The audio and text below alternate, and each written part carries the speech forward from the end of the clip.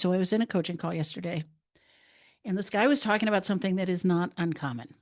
In his marriage, sex got really kind of fraught and tense, and they stopped having sex quite some time ago. And it got to a point in his marriage. I mean, the state of things now is that his wife basically won't talk about it, shuts down any conversation, just gets angry and annoyed, kind of puts it back on him, closes the door to talking about it, certainly talking about it, but even trying to do something about it, right? This has been a dead end and really, really tough. Now, he joined the program with the focus on cleaning up his side first and learning what he could change, which is always a great place to start because you can only change yourself anyway, right?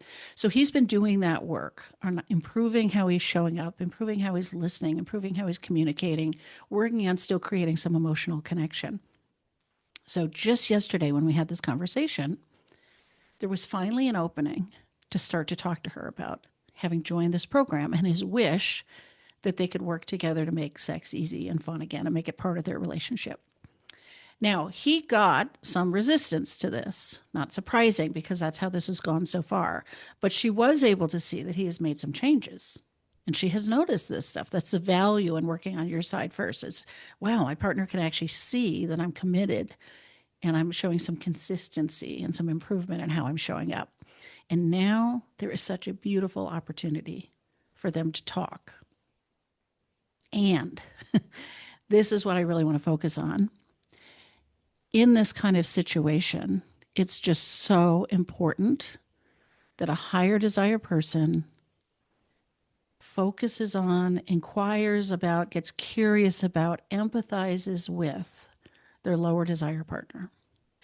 Something has happened along the way where this has gotten to be such a tough topic that they have shut it down and shut you out. And the first step towards melting the ice and reconnecting and starting to feel like you're on the same page about this, like you're on the same team about this, is helping that lower desire person feel understood and heard and safe enough to like come out from behind the wall that they have built. So to do this, this is the advice I gave him yesterday.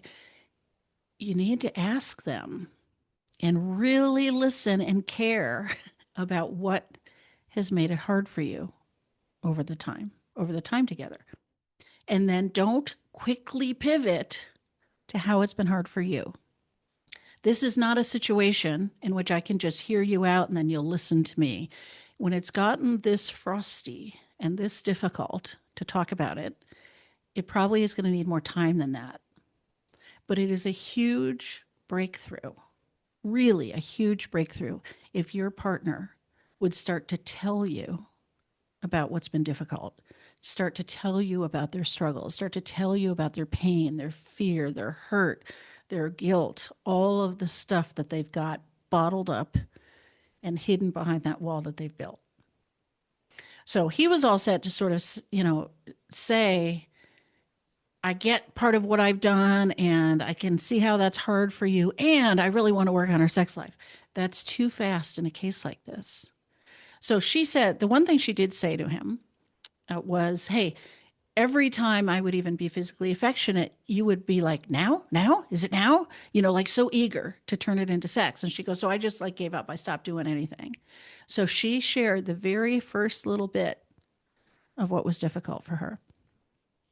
That's not all. There's going to be more than that. There's going to be how she felt about that, the stories she made about that, some of the moments that this happened, some of the other things that piled on. He has this beautiful opportunity with this first willingness to share something about why she's avoiding sex, to ask more questions, to get more curious, to just hold space for this. And maybe it feels unfair to you as a higher desire person who is also struggling and also in pain. I get that. But I'm just saying, when it's gotten to this degree of sexlessness, of lack of communication, of conflict around this, of tension, of ice, chill on this topic in your sex life, it is going to serve you to hold space, and to hold space in like a really sincere, heartfelt way. There is no way you can say the right words and have that work if you don't mean it and if you don't feel it. So, this is a place to be patient and to inquire and to really care to understand why your partner stopped having sex, stopped wanting sex. What made this hard? What made this stressful? What are their stories about it? What have they been hurt by? What are they afraid of? What do they feel guilty about? What happened? And just like seek to understand, ask more. Is there more? Let me just reflect this back. Nothing yet about your own pain or your own experience.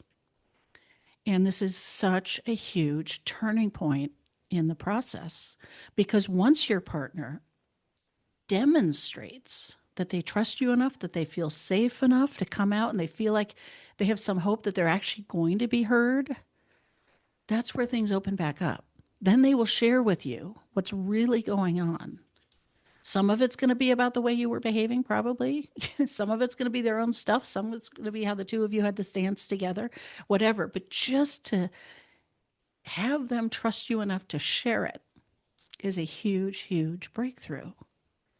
And when they feel like they have been heard and understood and empathized and not pressured, not guilt tripped, not coerced, not bargained with, just understood, then there can be this pause, this deep breath, this like take a little time. Don't let this all be. I mean, first of all, it's probably not going to be just one conversation, but don't turn it around right in the same conversation. Just sit with that for a bit. Meet each other there, connect with each other there. Like, oh my gosh, this is so hard. Then there will be room.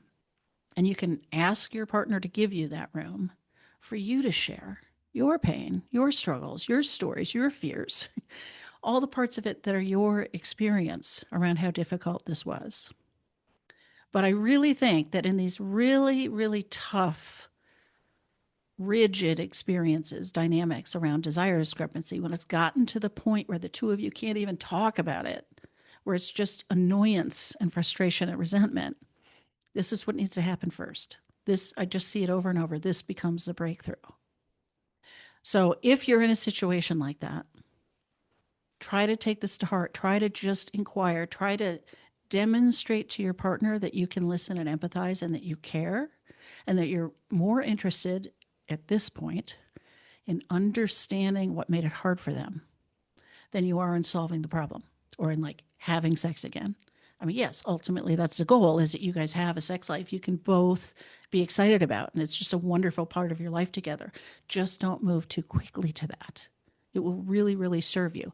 And I think your partner's going to give you the signals through their receptivity, through their openness, through being able to share their actual pain instead of just their anger, that you're doing the right thing and that they're willing to come out from behind that wall.